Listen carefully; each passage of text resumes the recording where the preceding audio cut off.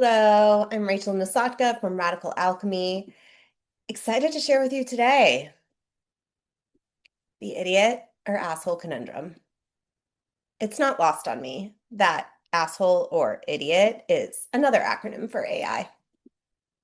Once upon a time, I believed that a person could get away with being either an idiot or an asshole. Think about it.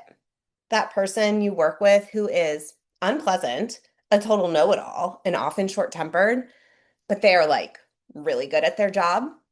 We look the other way when it comes to minor things like their personality or ability to play nicely with others. Or that other colleague, the one who always needs a little extra explanation, makes minor executional errors, and is typically a half step behind the rest of the group, but they are like really fun, a real value add to company culture. With them, we look in the other direction when it comes to minor things like their ability to actually do their job well. No one sets out to build a workforce this way. No one says that we will be a-okay as long as our talent is only halfway lacking. It's just sort of human nature. It's just sort of the way that we all adapt to make it work. But the thing that's taken me a really long time to realize is that, well, maybe making it work just isn't working, especially when being an idiot and or an asshole are both diagnosable and fixable. Why do we accept people not meeting expectations just because they are nice? Why do we accept people being complete jerks just because they are effective? I truly want to know, which do you see more in your workplace? High performers who are difficult to work with, or well-liked people who struggle to perform? A few months ago, I wrote about imposter syndrome, about how so many times imposter syndrome is a mechanism for reminding us where we stand in our knowledge and where we owe ourselves more development, about how imposter syndrome often represents having AI, authentic integrity, and how it serves as valuable data if we choose to listen. In my coaching practice, I work with leaders, successful, driven, thoughtful leaders, all of whom struggle with some form of imposter syndrome. It's so prevalent that I've even developed workshops around the topic. But for the first time, I am tying it to my theory of yesteryear, one I used to espouse to any direct report who would listen. You can get away with being either an idiot or an asshole, but you can't get away with both. While I still believe this is the unfortunate truth in corporate America and maybe even just life, I also believe it doesn't have to be the truth. We don't have to put up with it. There are ways to do better. And oddly, they are similar in nature to the ways that we can use imposter syndrome to our advantage. In my imposter syndrome workshop, I work with leaders to plot their mindset on a graph that measures their level of performance along with their level of AI, authenticity, and integrity. Where they land tells us a lot about what they need to be effective. What I didn't originally thread together is that the inverse of this matrix also tells us if a person is being, well, an idiot or an asshole. See how the graphs line up? If you're a low idiot, you are a high performer. If you are a low asshole, you have high authenticity and integrity. So, what does this mean in terms of, oh, I don't know, leaders in a workforce? I've worked with my share of assholes. I've worked with my share of idiots. I've worked with my share of assholes who are also idiots. See, Becky. I've learned that we cannot change other people. We can only control ourselves, our own behavior, our own assholery and idiotisms. We start with ourselves. So here's a Cliff's Notes version of the work I do with leaders. Whether they are addressing their imposter syndrome or aiming to show up neither as an asshole nor an idiot, the basics apply.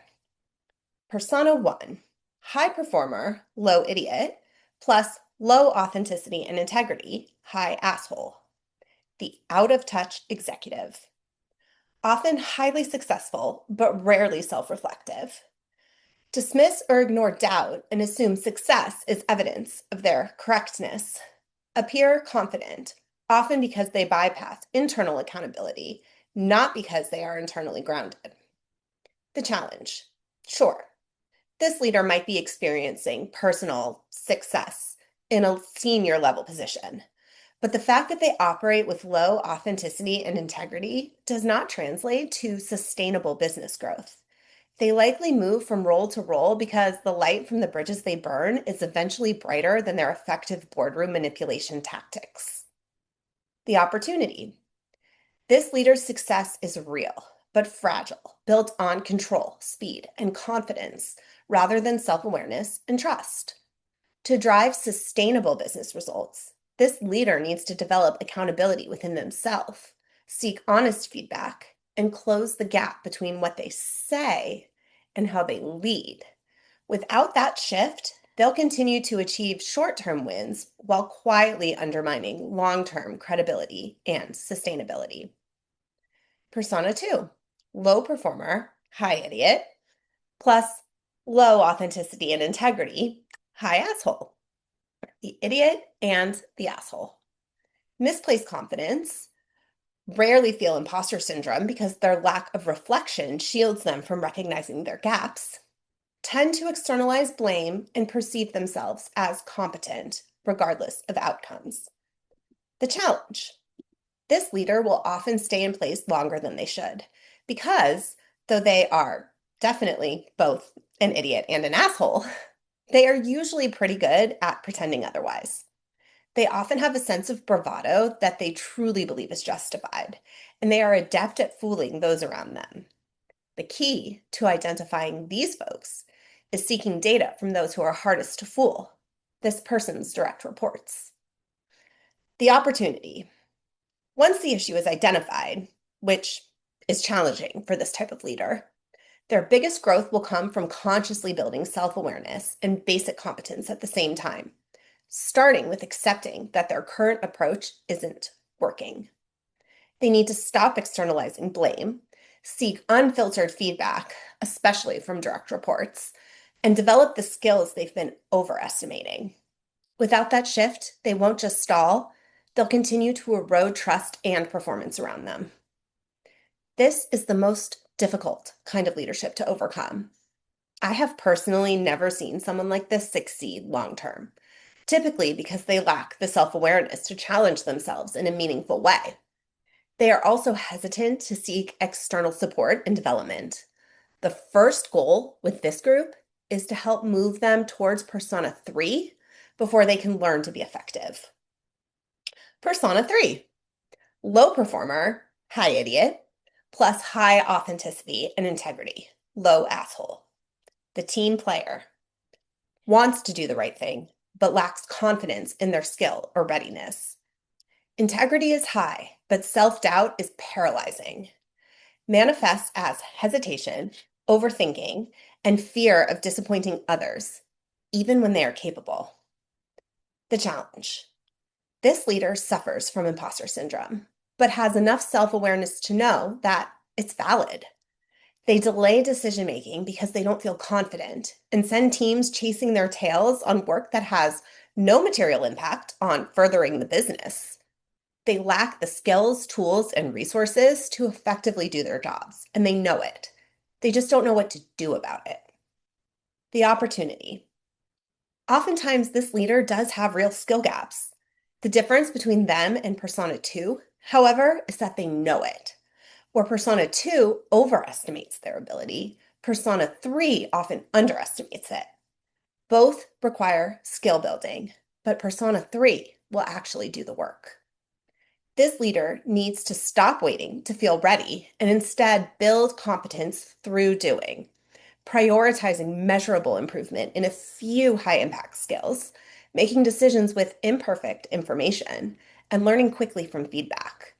With the right support and structure, they can shift from hesitant to highly trusted because the foundation is already there. Persona 4, high performer, low idiot, plus high authenticity and integrity, low asshole, the non-imposter. Feel imposter syndrome because they care. Self-doubt acts as a compass, nudging them toward growth, high-quality work, and ethical decision-making. Question themselves because they understand the stakes for people, values, and impact. The challenge. This leader struggles with imposter syndrome, and at times it interferes with their ability to be effective. They understand the stakes of their leadership decisions and care about doing what is right for their people and their company. They regularly wonder what more they can do to grow, empower their team, and create a culture of sustainable business growth. They often reflect on their own performance and think of ways they could have done better. The opportunity. This leader will excel once they identify, often via a 360 evaluation or multi-directional feedback, that they have the skills, tools, and resources to effectively do their jobs. Then use that knowledge to calibrate self-doubt so it fuels performance instead of slowing it down. Instead of letting imposter syndrome hold them back, this leader should develop systems to scale their impact in ways that match their actual capacity. Because their edge isn't about more effort, it's in their own internal calibration. By trusting their own judgment at the same level they question it, they unlock exponential, not just incremental, improvement for themselves and the business they support. This is the sweet spot. This is where so many of my clients, leaders who care about improvement for themselves and the business they support, find coaching invaluable to their next stage of growth. So, my friends, this is where the work gets fun. So to recap, I present the 4 personas. Upper left, the out-of-touch executive. Lower left, the idiot and the asshole. Lower right, the team player. Upper right, the non-imposter. We are all a work in progress. We spend our lives cycling around phases of life, career, and self. The secret to success is not in never being the imposter or even the idiot and or asshole. The secret is in knowing where you are at any given moment. Then doing the work, whatever that looks like, because there is always work to be done. If you are leading a team and don't know where you fall in this matrix, then you're just guessing, and your team is paying for it. I work with leaders to diagnose and shift this in real time. I'd love to work with you. Send me a message or learn more about my executive coaching and leadership development at Silver Thread Executive Coaching.